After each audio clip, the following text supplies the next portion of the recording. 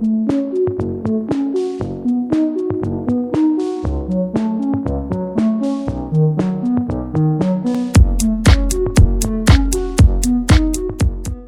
जी, हम आपसे बात करना चाहते हैं।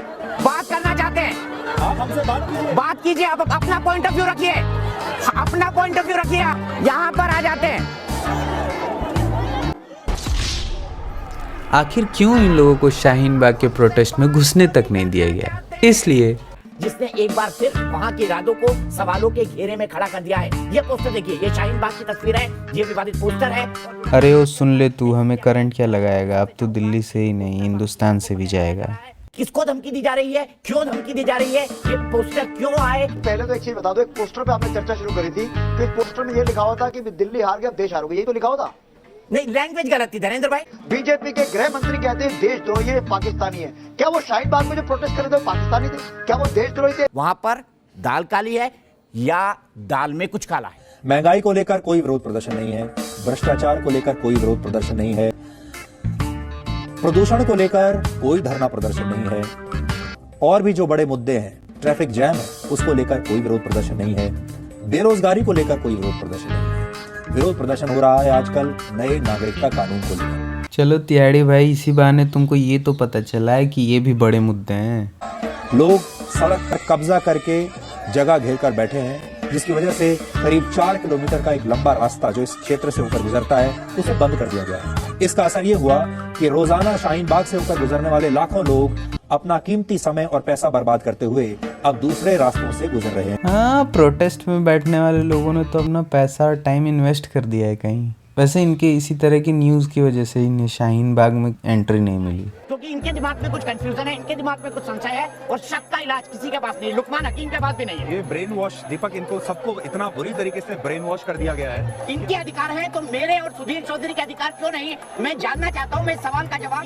अब ये थॉट बनकर देश भर में फैल रहा है, ये मेरे ख्याल से देश के लिए बहुत खतरनाक है।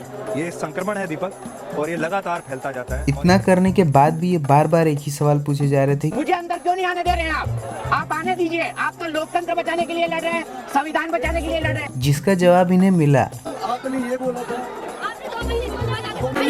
कि 500 रुपए में नोटिस इसलिए मना कर रही है, आपने ये बोला था। जिसके बाद धीरे से कैमरा नीचे लेके आया जाता है, माइक दूर हटाया जाता है और सीन कट। जब ये एनआरसी आएगी तो सबको अपना प्रमाण पत्र देना पड़ेगा, और नहीं देना पड़ेगा तो ये एनआरसी तो नहीं हो सकती है। तो वही बता दें कि ये क्या वो किसी और एनआरसी की बात कर रहे हैं जो असम से अलग है। असम में जो एनआरसी आई है उसमें लोगों को अपने सारे प्रमाण पत्र देने पड़े हैं, वकीलों से बनवाकर, घरों से खोजकर और सरकारी दफ्तरों से उसका अटेस्टेशन कराकर।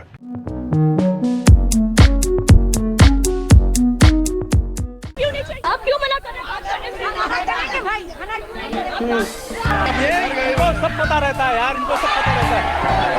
ये बदतमीजी मत करिए, बदतमीजी नहीं करिए। इनको सब पता रहता है यार, मैं किस तरह की बदतमीजी। वहाँ कोई सांस भी ले रहा होगा तो ये कहेंगी बदतमीजी मत करिए, बदतमीजी नहीं करिए। एक्चुअली वहाँ के लोग इंडिया टीवी से बात नहीं करना चाहते थे, लेकिन ये बार बार कैमरा माइक लेके वहाँ पहुँच जा रही थी, जिसके बाद उनके रिएक्शन को इन्होंने कहा।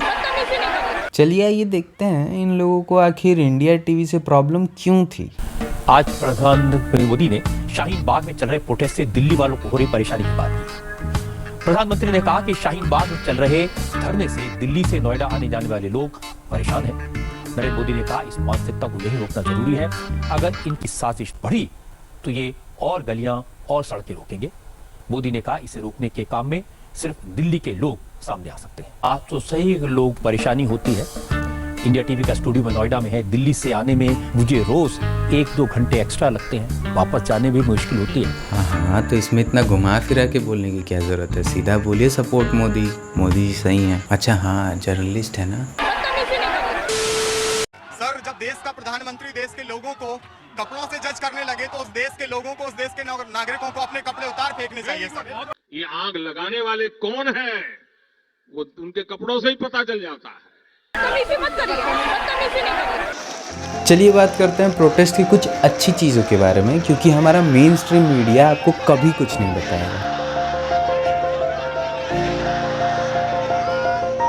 प्रोटेस्ट सिंबल है आपके देश के डेमोक्रेटिकली आज़ाद होने का। अमीर गरीब बड़ा छोटा छोटे से छोटा आप कहीं भी हों कुछ भी हों आप प्रोटेस्ट करके अपनी बात सरकार तक पहुंचा सकते हैं। ये होता है डेमोक्रेटिकली आज़ाद होना।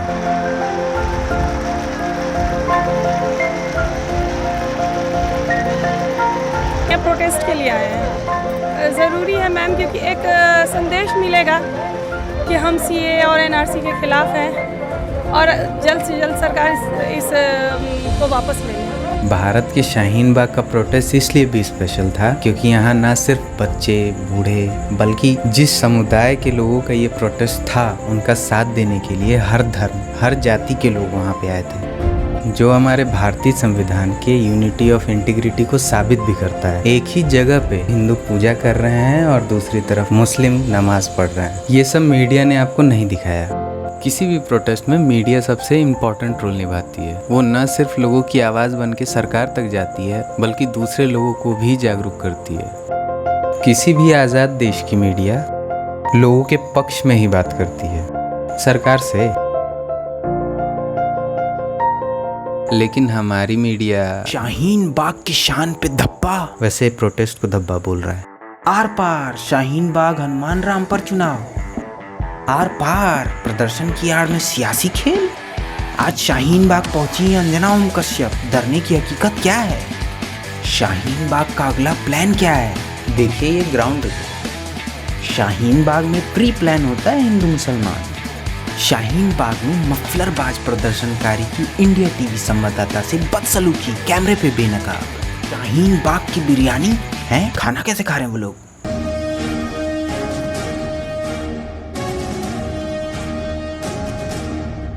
सिलमपुर हो, जामिया हो या फिर शाहीन बाग। देखिए बॉलीवुड मूवीज का कॉन्सेप्ट हम सबको पता है। बैकग्राउंड में अच्छा साउंड इफेक्ट चल रहा है यानी हीरो आएगा और ख़राब साउंड इफेक्ट चल रहा है यानी विलन आएगा। ये सब हम जानते हैं पर नोटिस नहीं करते। जैसे अभी आपने ये नोटिस नहीं किया कि शाहीन बाग वाले मुद्दे पे हीरो मोदी जी हैं न्यूज़ वालों के हिसाब से। चलिए हम आपको समझाते हैं। अरे क्या कर रहे हो? पागल हो गए हो क्या? पहचानते नहीं आप लोग? ये देशपुर के नए एसपी साहब हैं।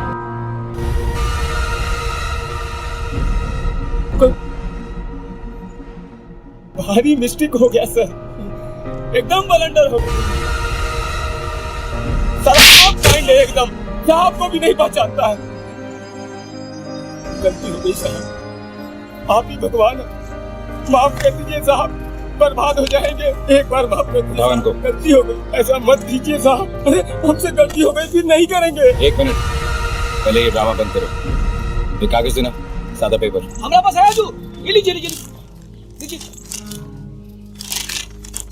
सब इंस्पेक्टर मंगनीराम जी, आप मुझे अपना स्टेटमेंट लिख के दीजिए कि मैं आपको सस्पेंड क्यों ना करूं। समझिए साहब, जितना रोगे दरोगा मंगनीराम उतना ही ज्यादा लिख के देना पड़ेगा। माफ कर दीजिए साहब। अरे साहब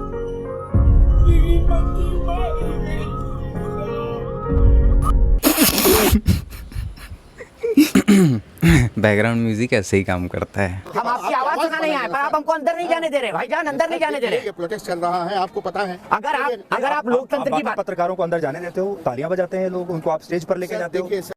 कौन है वो पत्रकार जिसके लिए शाहीन बाग के लोग तालियां बजा रहे थे?